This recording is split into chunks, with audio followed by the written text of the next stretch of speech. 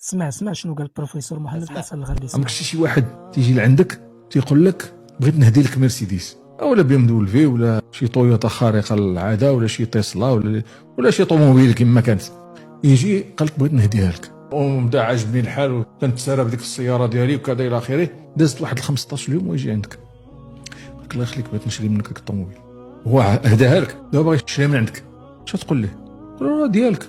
لا قال لك لا انا بغيت نشريها منك، واخا الله يجزيك بخير بغيت تشريها مني وخذها شي ثمن رمزي.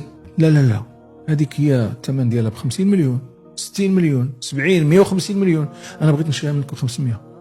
يعقل؟ الدنيا لا يعقل. وهذا هو اللي داير معنا سيدي ربي تبارك وتعالى، ان الله اشترى من المؤمنين انفسهم واموالهم بان لهم الجنه. واش النفس ديالك والمال ديالك كافي باش يشري الجنه؟ لا يكفي، ما يمكنش، ما كافيش. ولكن كي غادي دير هو انه غادي يبارك لك في ديك المال وغادي يبارك لك في ديك النفس وغادي يبارك لك في ديك الشيء اللي عندك باش يولي كافي باش تشري الجنه. وهذيك البركه اللي غادي يبارك لك فيها هي الرحمه اللي تكلم عليها سيدنا رسول الله صلى الله عليه وسلم، قال الا ان يتداركك الله برحمه من رحمته.